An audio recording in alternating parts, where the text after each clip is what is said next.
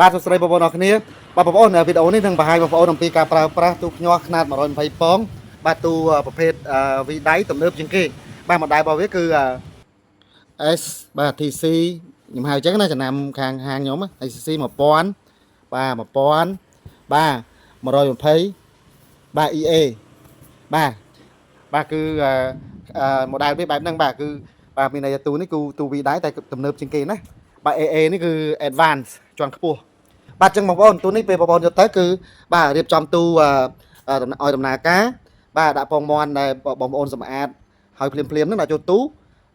ដាក់ទឹកដោតភ្លើងប្រើចប់បាទអញ្ចឹងខ្ញុំចង់ឲ្យខ្លីអញ្ចឹងណាបាទឥឡូវខ្ញុំសុំធ្វើជាក់ស្ដែងបាទខ្ញុំនិយាយមិញបាទអញ្ចឹងបងប្អូនយកទៅច្បាស់ជានេះចង្អេចង្ងាងអញ្ចឹងមែនទេបងប្អូនបាទអញ្ចឹងហ្នឹងហើយពេលដឹកទៅវាអញ្ចឹងហើយនេះចានទឹកនៅនេះវិញអាហ្នឹងខ្ញុំឲ្យជូនទាំងអស់ទាំងអស់ហ្នឹងក៏មានកដាស់ឆ្លោះពងថ្ងៃទី7នេះបាទនេះបាទបងប្អូនយកនឹងចេញមកបាទបងប្អូនកដាស់នេះបងប្អូនឆ្លោះហើយបាទចេះឆ្លោះពងថ្ងៃទី7ចំណាំហើយបងប្អូនចេះកដាស់ឲ្យលុបហ្មងព្រោះព្រីននេះព្រីនមិនកដាស់គុណភាពអីតិចឲ្យលុបអស់ហើយបាទអញ្ចឹងបងនេះបងប្អូនរៀបចឹងណាមួយចង្អេងចង្ងាងបងប្អូនណាបងប្អូនអាកដាស់នេះយើងដាក់អង្កាមដាក់ចំបើងកាត់មកទឹកដែលខ្ញុំប្រាប់ធ្វើវីដេអូกระดาษកេះទឹកក្រូចបាទកេះទឹកភេសជ្ជៈផ្លែឈើហ្នឹងបាទកាត់ប៉ុនបាទទូទៅបាទដាក់សំណាញ់នេះផងសំណាញ់នេះយើងដាក់ទៅដើម្បីចែកុំឲ្យពងពេលយើងបវល់ពងវាល្មៀលល្អិលពេកអញ្ចឹងណាបាទបើមិនសិនដាក់អង្កាមនេះវាជួយទប់ច្បើងជួយទប់មិនឲ្យជាពាក់ច្ពិនជាមួយនឹងច្បើងមួយអង្កាមបាទអីទៀតបងប្អូនបាទដាក់ប៉ុណ្្នឹងហើយបងប្អូនដាក់ចានទឹកបាទដាក់ចានទឹកបាទយកទឹកមក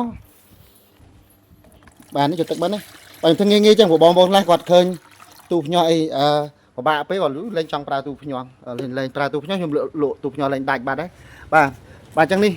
អញ្ចឹងហើយសិនសើបងប្អូនដាក់ចំទីប្រជុំជនអញ្ចឹងណាតែកុំឲ្យពីកប់ទៅក្រៅមកកាមច្បាស់បើកប់បាទអីទៀតបាទសិនសើសំណាមបងប្អូនដាក់លេងហ្នឹងក៏បានដាក់ទៅកដាដូចនេះក៏បាន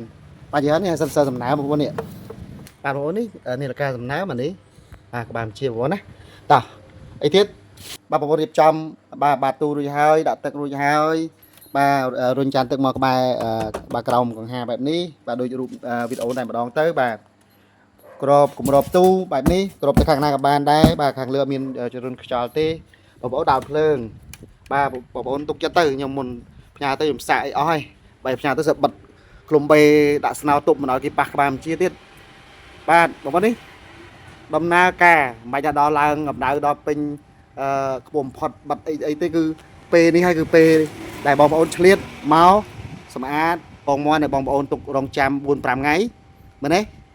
មែនសម្អាតមុនណាបងប្អូនណាបច្ចៈទៀតណាពេលបងប្អូនប្រមូលពងពីសបុកមាន់មកយកមកទុករងចាំគ្នាហ្នឹងយើងហៅចាំសបុកឬរងចាំមុនដាក់ទូភ្ញាស់ហ្នឹងគឺអត់បានសម្អាតទេគឺដំណាក់កាលទី2ទេដំណាក់កាលនេះបងប្អូនដំណើរការទូបាទពេលដំណើរការហ្នឹងគឺបងប្អូនលាងសម្អាតពងបាក់សៃរបស់បងប្អូនយកភ្ញាស់ហើយដាក់ចូលទូលាងសម្អាតនេះឲ្យចូលទូភ្លាមបាទបងទៀមមិនសូវប្រកាន់ទឹកបងមាន់ធ្វើមកកណាត់សើមជូតស្អាតដាក់ចូលក្នុងទូបាទចូលទូទៅច្រើនបងប្អូនរវល់ឡាពេលទិញទូទៅភ្ញាស់ដបូនរវល់បន្តិចតែនៅពេលបងប្អូនមានទូហើយគឺបងប្អូនប្រមូលពងពីសបុកហ្នឹងភ្លាមអញ្ចឹងពងមាន់រហូតបន្លាក់អត់តាន់ទេពងមាន់ស្អាតរហូតបាទអញ្ចឹងបងប្អូនយកពងដែលលាងសម្អាតហើយដាក់ចូលទូបងប្អូនណាបាទខ្ញុំនឹងកាត់វីដេអូនេះឲ្យខ្លីខ្ញុំរៀបបាទយើងរៀបតាមហ្នឹងទៅនេះបួយចម្បើងវិញស្រួលទៀតទុនបាទប៉ុណ្ណឹងណានេះពងស្ប៉ាត់និមិត្តទេបងប្អូនបាទអញ្ចឹងខ្ញុំនឹងកាត់វីដេអូខ្លីបាទអញ្ចឹងបាទអញ្ចឹងមានពេលនេះបងប្អូនជូតពងមាន់ម្ដង410ដាក់ចូលណាបងប្អូនមកថាទូ120ពងតែបងប្អូនមានពងតែ90 50ក៏ដាក់50ទៅទូដាក់ពងបន្តបានបងប្អូនណាបាទអញ្ចឹងខ្ញុំនឹងបាទរៀបឲ្យពេញហើយខ្ញុំថតបន្តថែមតិចទៀត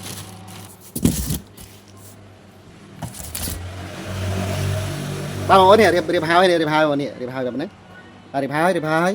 បាទរៀបហើយណាអញ្ចឹងបងមកទុកភ្ញាស់ស្អែកឡើងមានពង4-5 គ្រាប់ 4-10 គ្រាប់ 10-20 គ្រាប់ទៀតដាក់បន្តបានបាទអញ្ចឹងដល់បងប្អូនបាទអញ្ចឹងចំពោះបងប្អូនដែលមានពងមាន់តិចសបុកអាច 4-5 ថ្ងៃទៀតទើបមានពង 4-10 គ្រាប់ទៀតដាក់ចូលទៀតបាទដាក់ចូលរហូតដល់បាន120ពងបងប្អូនណាបាទអញ្ចឹងចប់ហើយបាទបងប្អូនដោតភ្លើងរហូតមានដកអីទេទូនេះកណាកម្ដៅគ្រប់ 37.6 បិទបាទ 37.2 បើកគឺអត់បងប្អូនមានធ្វើអីទេនិយាយទៀតណា bài bóng bóng rửa xa sầm nào mà ban 60 tới 70 សម្រាប់នេះlà cả lỗស្រាលនេះបាទនេះlà cái lỗស្រាលបន្តិចបាទចឹងបងប្អូនវីដេអូនេះសូមចប់ប៉ុណ្ណេះបាទសូមអរគុណ